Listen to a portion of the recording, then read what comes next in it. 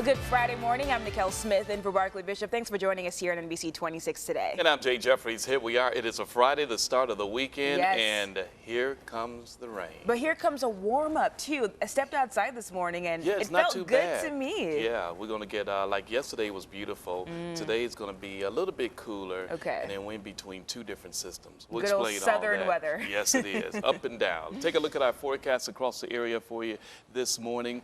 And our temperatures will be back into the 40s. We continue to have these scattered shower. Here's the latest now on a Storm Tracker 26 live Doppler radar, and across the area, and moving from Columbus back over to Macon, moving in through the CSRA here within an hour or so. Temperatures now 39 at Edgefield, 39 in Thompson, 37 in Aiken.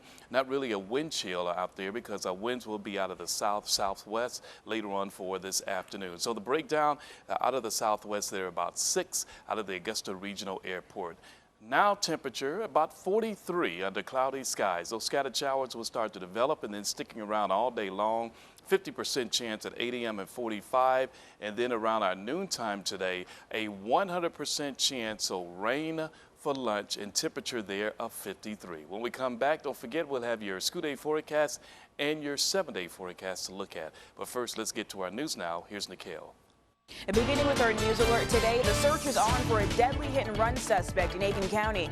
It happened around 7 o'clock last night in Beach Island. 15-year-old Eric Giles was hit as he walked on Hammond Road. He died at the scene. Highway Patrol is still trying to find the person who hit Giles. An autopsy is scheduled for later this morning. And Aiken County investigators are working to identify a body found in a wooded area yesterday. Authorities say a man was walking along Trolley Line Road and discovered a body shortly after noon. The Aiken County Sheriff's Office says they're not releasing any information regarding the identity of the person, but several people did come to the scene wondering whether it was a missing family member. It's really early in our investigation stage, and to be fair, not compromise that investigation. We'd rather make sure that we're very thorough before we do a lot of releasing of information at this time. The Aiken County coroner says the body is scheduled for an autopsy this morning. We're told they are checking dental records from a person who disappeared a few months ago. A Jefferson County toddler is dead after investigators say he drowned in a 5-gallon bucket. The sheriff's office confirms that the child was found by his older brother while their parents were in another room. After alerting their parents, they tried to revive the boy but was unsuccessful. The GBI is helping with the investigation and no charges have been filed. A prominent civil rights figure in Aiken Thursday trying to get more people out to vote. Reverend Jesse Jackson held a rally to the polls event at USC Aiken. He called on members of the audience to exercise the right he and many others fought to gain. Students even began the voter registration process before leaving the building. Reverend Jackson says everyone's voices need to be heard on some of the country's biggest issues. Medicaid expansion. There are a million South Carolinians who qualify for Medicaid. They're poor. 250,000 have no health insurance. Yet the state is holding back $13 billion that in fact could insure all South Carolinians. Jackson has been rallying votes across South Carolina and followed up his USC Aiken stop with a visit to SC State University. Well, events celebrating the life of Dr. Martin Luther King Jr. continuing today. Civil rights activist Joan Trempor Mulholland will be the keynote speaker for the Dr. Martin Luther King Jr. celebration being held at noon today in Augusta University's Maxwell Theater. This annual event is hosted by Augusta University, Payne College, and Augusta Technical College. Well, Augusta Mayor Hardy Davis delivered his State of the City speech yesterday at the Augusta Exchange Club. He outlined his goals for the year, including Cyber Command and to focus on smart housing and smart neighborhoods. He also wants the city to make revitalizing the Gordon Highway area from Fort Gordon Gate 1 to Deansbridge Road a top priority. That's where we've got to make strategic investments at. Long term, when you folks move into Augusta, Georgia, we need to make sure that our major thoroughfares are vibrant places where people are doing business, people are living, and those are things that we're going to be working on along with the commissioners. Davis says another goal for 2016 is a criminal justice initiative offering a hand up to nonviolent offenders. And as for last year, Davis touted the passage of SPLOST 7 as one of the city's biggest successes. Well, a local golf course is suing Columbia County as well as some other developers and businesses. Their argument, their property is being destroyed by water runoff coming from a nearby construction. NBC 26's Casey Greenhalgh is here for you with that story. A golf course is sort of a living, breathing entity. We have 195 acres of grass and land. You know, when you're polluting the environment that it's in and when you're constantly damaging it, you know, it hurts us in both aspects. As one of Jones Creek's first employees in 1984, current president Ray Mundy says development around the Marshall Square area has caused Jones Creek to lose millions of dollars in property damage. None of this existed 2008. You would, the water would be 4 or 5 feet deep here.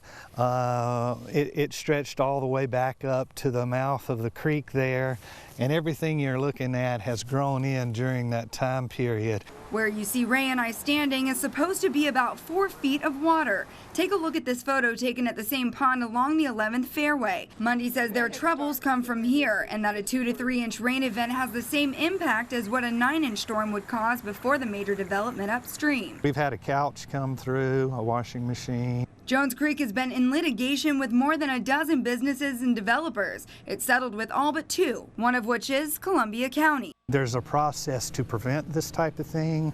Why that process is not being properly followed and why it's continuing to happen. Mundy says between legal fees and property damage, their losses are worth millions and growing. Corrective action above our property line has got to happen really before we can resolve and remediate the problem down here. But this true golfer isn't giving up on his greens and hopes to one day catch a break. The detrimental things that are going on to the golf course, expand to every homeowner that is part of this area and frankly the community itself.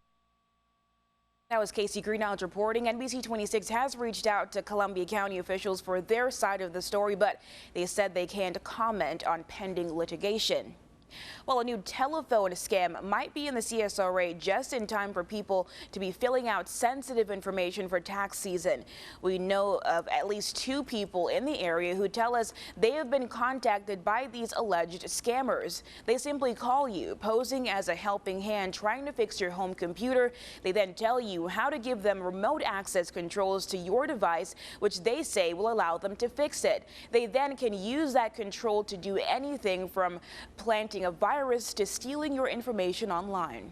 I knew what they were trying to basically do is get me to a point to where I opened up a remote connection to them to allow them to access my computer.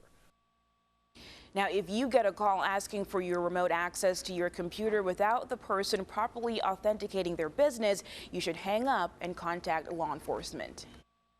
Your NBC 26 Storm Tracker forecast with Jay Jeffries.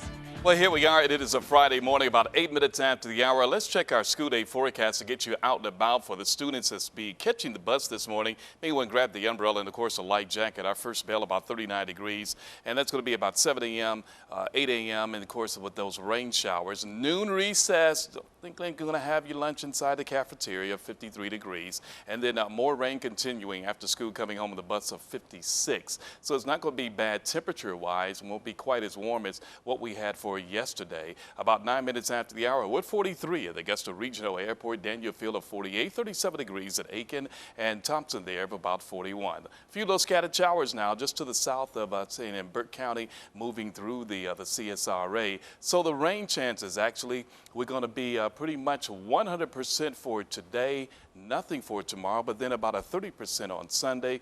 After that, smooth sailing coming across the area all the way up until about Thursday of next week. Now, today is the official day of Martin Luther King's birthday, but everyone will be celebrating. They started basically yesterday, and the big celebration will be taking place on Monday. Yeah, lots going on, but very well deserved. Always love this time of year. All right, thanks, Jay. All right, the 2nd annual Rock for Cops made thousands for a great cause last night at the Country Club. American Idol winner Scotty McGreery and The Voice winner Cassidy Pope both took the stage. The event is more than just a fun night out. It's all an effort to raise money to help officers who may be suffering from PTSD. Almost $50,000 was raised last night. Your latest national headlines are coming up next on NBC 26 today, including how did all of the hype around the $1.5 billion Powerball jackpot affect lottery vendors? Find out when we return on NBC 26 today. The time now is 5:10.